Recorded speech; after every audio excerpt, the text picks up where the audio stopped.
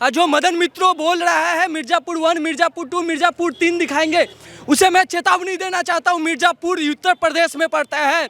उत्तर प्रदेश में योगी 1 चल रहा है, 3 महीना रुक जाइए, बंगाल में हम योगी 2 चलाएंगे।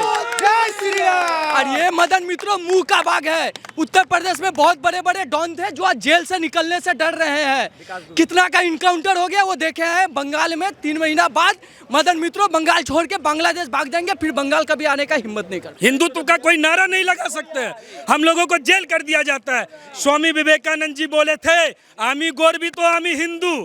कहने का तात्पर्य कि मैं गर्व से कहो मैं हिंदू हूं, लेकिन अगर ये नारा लगा ले तो दीदी कहेगी क्या, इसको जेल में डालो।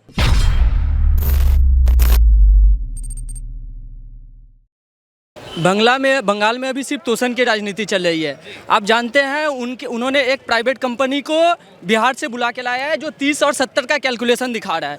उनका इसके पहले भी आपने देखा होगा बहुत सारा घटना घटा है, दूल्हागढ़ का हो, कालिया चौक का हो, जहाँ से हिंदू पलायन कर रहा है। वहाँ पे हिंदू हमारी जो माँ बहनें हैं सुरक्षित नहीं है।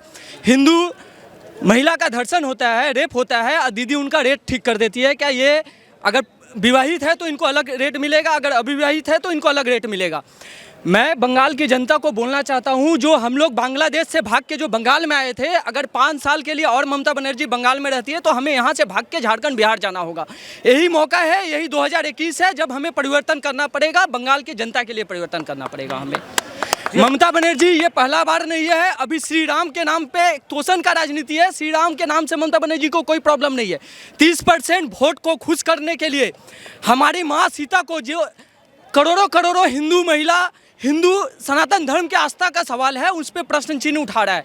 कल्याण बनर्जी, मदन मित्र जैसा जो माताल जो पाउच खा के सीधा खड़ा नहीं हो सकता है, वो हमारे देवी देवताओं को गाली दे रही है, हमें अपमान कर रही है। हम ये बर्दाश्त नहीं करेंगे, इसका जवाब हम देंगे। जो मदन मित्रों बोल रहा है मिर्ज़ापुर 1, मिर्ज़ापुर 2, मिर्ज़ापुर 3 दिखाएंगे, उसे मैं चेतावनी देना चाहता हूँ। मिर्ज़ापुर उत्तर प्रदेश में पड़ता है। उत्तर प्रदेश में योगी 1 चल रहा है, 3 महीना रुक जाइए, बंगाल में हम योगी 2 चलाएंगे। और ये मदन मित्रों मुंह का बाग है। उत्तर प्रदेश में बहुत बड़े बड़े डॉन थे जो आज जेल से निकलने से डर रहे हैं। कितना का इनकाउंटर हो गया वो देखे हैं। बंगाल में 3 महीना बाद मदन मित्रों बंगाल छोड़ के बांग्लादेश भाग जाएंगे, फिर बंगाल कभी आने का हिम्मत नहीं कर पाएंगे। ये जो आप चीज़ें कह रहे हैं, सब चीज़ों पे उलट ममता बनर्जी कहते हैं कि सब बढ़िया, सब बढ़िया। ममता बनर्जी अगर सब बढ़िया होता तो मैं आपसे प्रश्न करना चाहता हूं कि 10 साल बाद 5 रुपया का डिम भात खिलाने का जरूरत नहीं होता। आदमी के पास काम नहीं है। अभी ममता बनर्जी 5 रुपया में डिम भात खिला रही है। यही ममता बनर्जी कोरोना के टाइम में आदमी का पेट का भात, चावल, दाल चोरी की थी। यही ममता बनर्जी है जिन्होंने अम्फान में त्रिपाल चोरी किया था।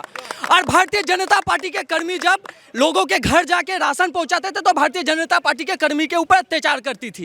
ये ममता बनर्जी मुखौटा बार बार चेंज करती रहती है। यही ममता बनर्जी थी जो बोलती थी बदला नहीं बदल चाय। आज उसका भाईपो इंची इंची का हिसाब मांग रहे देगा इलेक्शन के बाद। मैं थोलाबाज भाईपो को बोलना चाहता हूँ, आप जो इंची इंची का हिसाब लीजिएगा, इलेक्शन के बाद 2 इंची बच जाइएगा आप लोग। एक पीसी इंची, एक भाईपो इंची, 2 इंची हम लोग से क्या जवाब लीजिएगा? हम लोग जवाब देने के लिए तैयार हैं। आप कह रहे हैं इस तरीके की स्थिति है, मगर जब पश्चिम बंगाल में ध्यान दिया जाता है तो मुर्शिदाबाद एक जगह है, वहाँ की तस्वीरें निकल कर आती है, वहाँ पोस्टर्स लगे होते हैं और कहा जाता है टीवी देखने पे इतना जुर्माना आपको देना होगा, गाना सुनने पे आपको इतना जुर्माना देना होगा। फतवा निकाला जाता है और उसका समर्थन करती है टीएमसी जो वहाँ म्युनिसिपल कॉरपोरेशन में है। इस तरीके की अलग व्यवस्था चलाई जा रही है। क्या पश्चिम बंगाल को अलग देश बनाने की कोशिश? ये देखिए, ये सिर्फ मेदिनीपुर का घटना नहीं है। जहाँ भी मुसलमान बहुसंख्यक है, जहाँ भी मुसलमान का जनसंख्या 30% से ऊपर है, हर जगह ये घटना घट रहा है। हम लोग कोलकाता में रहते हैं, कोलकाता का पार्क स्ट्रीट मीडिया ब्रू छोड़ के हमें समझ में नहीं आता है। मगर आप गांव के साइड में जाइएगा, हम बहुत जगह गए हैं, वहाँ आप जाइएगा तो वहाँ परिस्थिति इसी तरीका का है। आप स्कूल जाइएगा तो उनका परमिशन चाहिए। आप अगर कोई पूजा करिएगा तो उसमें आप गाना बजाना नहीं कर सकते, आपको घर के अंदर पूजा करना है, आप रास्ता में पूजा नहीं कर पाइएगा। ये ममता बनर्जी का प्लानिंग है, सरस्वती पूजा को बंद करा के नवी दिवस चालू करना। कहीं नवी दिवस इंडिया में नहीं होता है, बंगाल में नवी दिवस चालू करना। इसके पहले भी वामपंथी सरकार था जो भी मुसलमान का तोषण करता था, मगर इतना तोषण नहीं करता था जो दुर्गा पूजा के विसर्जन को रोक दिया था। आज ममता बनर्जी मुसलमान के पर्व के कारण दुर्गा पूजा को रोक दे रही है। ये तोषण की राजनीति है, ये ममता बनर्जी 30% वोट बैंक का कैलकुलेशन है, इससे कुछ नहीं होगा। दादा क्यों दीदी राम के नाम से डरती है? दीदी राम के नाम से इसलिए डरती है क्योंकि हम लोग हनुमान चालीसा पढ़ते, पता ना आपको, भूत भगाने के लिए। ठीक उसी प्रकार से दीदी जो है 30% वोट बचाने के लिए 70% को खो रही है और श्री राम के नाम से वो चिढ़ती है, डरती है कि कहीं मेरा सुपरा साफ ना हो जाए, कहीं मुझे पाकिस्तान या बांग्लादेश ना जाना पड़े। जय बांग्ला तो बोल रही है ना? जय बांग्ला हम लोगों का देश का स्लोगन नहीं है, जय बांग्ला बांग्लादेश का स्लोगन है, पश्चिम बंगाल का नहीं है। ये पश्चिम बंगाल है, पश्चिम बंगाल में पश्चिम बंगाल होना चाहिए। जय बांग्ला इसलिए बोलती है कि जय बांग्ला वह एक जो दारू शराब है वो भी खोल के रखिए। विश्व बांग्ला, इसको लगता है कि भारत से बाहर है बंगाल, इसलिए विश्व बांग्ला। कोई माने क्या?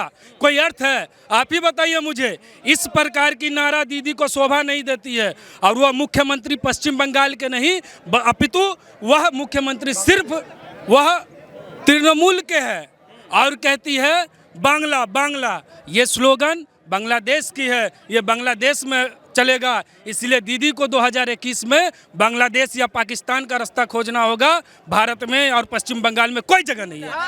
ऐसी स्थिति पश्चिम बंगाल में क्यों बनती गई कि कोई केंद्रीय एजेंसी आएगी तो उसको गिरफ्तार करवा लेंगे, कोई केंद्रीय योजना आएगी तो उस पर अपना पोस्टर लगवा देंगे? क्यों? यहाँ पे दीदी, आप लोग पढ़े होंगे भौतिक परावर्तन और रासायनिक परावर्तन, तो दीदी इन परावर्तन को करके जितने भी केंद्र की परियोजना है उनको परिवर्तित कर देती है। उज्ज्वला योजना आया, उसका भी नाम परिवर्तन। उसके बाद जीवन ज्योति योजना आया, उसका भी नाम सवार घरे आलो। स्वच्छ भारत अभियान आया, निर्मल बांग्ला। दीदी परिवर्तन बोली थी कि बंगाल में 34 वर्षों के कुशासन को परिवर्तन करेंगे, लेकिन दीदी ने 34 वर्षों का कुशासन को परिवर्तन नहीं किया, बल्कि केंद्र द्वारा आया हुआ हर एक नीति को परिवर्तन किया। और दीदी कहती है कि दीदी अनुप्रेरणा, दीदी का क्या अनुप्रेरणा है? दीदी की अनुप्रेरणा से पश्चिम बंगाल में आए दिन रेप हो रहा है, आए दिन नारी से लेकर के बुजुर्ग से लेकर के बच्चे से लेकर के रेप हो रहा है। यही का दीदी परिवर्तन की है और 70% को धोखा दिया दीदी, और साथ ही साथ मुसलमानों को धोखा देते आ रही है। अब बताइए कि रोहिंग्या भारत के हैं क्या, हिंदुस्तान के हैं क्या? रोहिंग्या के लिए दीदी लड़ती है, ये मैं पूछना चाहता हूँ। देखिए, जितना आप म्यांमार में देखे होंगे सभ्य लोग हैं, साधु संत हैं, उन्होंने रोहिंग्या को मार काट के निकाला। क्यों? क्योंकि पानी सर से ऊपर हो चला था। ठीक उसी प्रकार से पश्चिम बंगाल में दीदी ये काम कर रही है। 2021 में हम लोग भगाएंगे उनको, पुरजोर तौर से भगाएंगे। मगर दीदी कह रही हमारी सरकार आएगी तो सीए एनआरसी आने नहीं देंगे। दीदी की ये हताशा है। सीए और एनआरसी क्या है दीदी को पता नहीं है, मुसलमानों को गुमराह कर रहा। मैं आपसे पूछना चाहता हूँ, सीए और एनआरसी में मोदी जी ने क्या कहा है कि मैं यहाँ के मुसलमानों को निकालूंगा? सीए एनआरसी में कहा गया है कि पाकिस्तान बांग्लादेश से जो उद्वास्तु है, जो लोग पहले आ चुके हैं, जो लोग अप्लाई कर चुके हैं, उनको मैं नागरिकता प्रदान करूंगा और हम लोग नागरिकता दे करके रहेंगे। लेकिन दीदी का कहना, अरे रे हमारे भाइयों को आप क्यों नहीं दे रहे हैं? तो मोदी जी ने पूछ दिया, आपका भाई कौन है बताइए? तो भाई के नाम पे निकला, अरे अमर रोहिंग्या मोरे गलो। क्या रोहिंग्या के लिए हमदर्दी है? 70% वोट आपको दिया है रोहिंग्या को लाने के लिए, 70% वोट दिया है आपको पाकिस्तान को लाने के लिए, 70% वोट दिया है क्या शेख हसीना के लोगों को लाने के लिए? ये हिंदुस्तान में हम लोग हिंदुत्व का कोई नारा नहीं लगा सकते, हम लोगों को जेल कर दिया जाता है। स्वामी विवेकानंद जी बोले थे, आमी गोरबी तो आमी हिंदू। कहने का तात्पर्य कि मैं गर्व से कहो मैं हिंदू हूँ। लेकिन अगर ये नारा लगा ले तो दीदी कहेगी क्या, इसको जेल में डालो। हमारे कुछ मित्रों को जेल में डाला था, 2 सप्ताह भर प्रताड़ित किया था। इतने से दोस्त थे, संदीप सोनकर, पंकज प्रसाद, अन्य बहुत सारे दोस्त को हम लोगों को जेल में डाला था एक हिंदुत्व का नारा लगाने के लिए। हम हिंदुत्व का नारा क्या पाकिस्तान में लगाएंगे कि बांग्लादेश में लगाएंगे? ये मुझे दीदी से जवाब चाहिए, दीदी को ये जवाब देना होगा।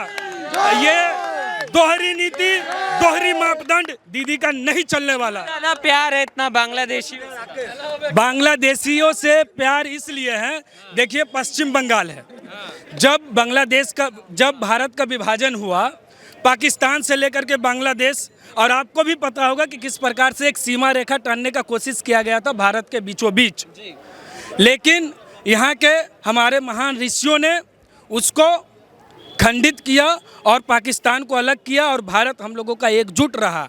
लेकिन दीदी को हमेशा से बांग्लादेशी लोगों को वह प्रवेश करवाती है, वोटर आई कार्ड बनवाती है, फर्जी वोटर आईडी कार्ड बनवाने के बाद जो है उनको वोट लेने के लिए बांग्लादेशियों से प्यार करता है। और एक बात मैं बताना चाहूँगा, जब विवेकानंद जी का जन्मदिन था उन्होंने हम लोगों को देखते हुए वह भी जन्मदिन का पालन किया, लेकिन उस जगह पे भी स्वामी विवेकानंद जी का अपमान किया गया।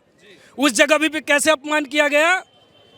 स्वामी विवेकानंद जी के बैनर होस्टिंग को टेबलों के साइड में लगाया गया और सामने लगाया गया बांग्ला गौरव ममता, बांग्ला का गर्व ममता। ये कैसे हम कह सकते हैं? कैसे प्राउड हो सकती है बंगाल का, ये हम पूछना चाहते हैं। कल स्लोगन आया बंगाल की बेटी, बंगाल की बेटी को चुनेगा, बंगाल की बेटी को चुनेगा, लेकिन वो बंगाल की बेटी नहीं। आप स्लोगन पर ध्यान नहीं दिए। बांग्ला में माने बांग्ला का बेटी, ये तो पश्चिम बंगाल है ना। पश्चिम बंगाल में पश्चिम बंगाल के लोगों को चुनेंगे, बांग्लादेशियों को नहीं चुनेंगे। उनको पाकिस्तान जाना होगा, बांग्लादेश चुना होगा।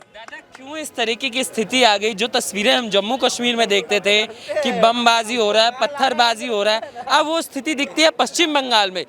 स्ट्रिंग ऑपरेशन होता है, जो बम होते हैं वो ऐसे दिखते हैं जैसे सब्जियां बिक रही हो। तो क्यों ऐसी स्थिति आने पड़ी? देखिए, पश्चिम बंगाल में आपको पता होना चाहिए, धूलागढ़ हो, खगरागढ़ हो, आसनसोल हो, ऐसे बहुत स्थान है जहाँ पे हिंदुओं को घेर करके मार काट करके जला दिया गया, बहन बेटियों को लूटा गया। बहुत दुख होता है, बहुत दुख होता है हम लोगों को ये स्थिति देख करके, इस घटना को देख करके रोना आता है। हिंदुस्तान में रहते हुए ये जो दूसरे जिहादी लोग हैं, ये लोग अत्याचार करते हैं और दीदी उनको समर्थन करती है। दीदी 70% का क्या गलती है, ये जवाब दे दीजिए या लिखित रूप में दे दीजिए कि जय श्री राम पश्चिम बंगाल में कहना मना है या गुनाह है, आपको जेल में भर दिया जाएगा। और हर जगह यहाँ पे देखिए जितने यहाँ पे लोग रहते हैं, आप एक छोटा सा बात अब बम गोली का पूछे मैं बताना चाहता हूँ कि अल्पसंख्यक का मतलब क्या होता है। अल्पसंख्यक मतलब 2-4 मुट्ठी भर लोग। मुसलमान क्या यहाँ मुट्ठी भर है? मैं पूछना चाहता हूँ, मुट्ठी भर है क्या? हिंदू के बाद दूसरे स्थान पे आता है मुस्लिम, तो अल्पसंख्यक कैसे रह गए हो? जो हकीकत में अल्पसंख्यक है उन्हें अल्पसंख्यक का दर्जा नहीं दिया जाता है। और कह रहे बम गोली जगह जगह पे पश्चिम बंगाल में असंख्य, मैं गिनती नहीं बता रहा हूँ, असंख्य मदरसा खोले गए हैं और वहाँ पे पठन पाठन के रूप में सिर्फ बम गोली का शिक्षा दिया जाता है।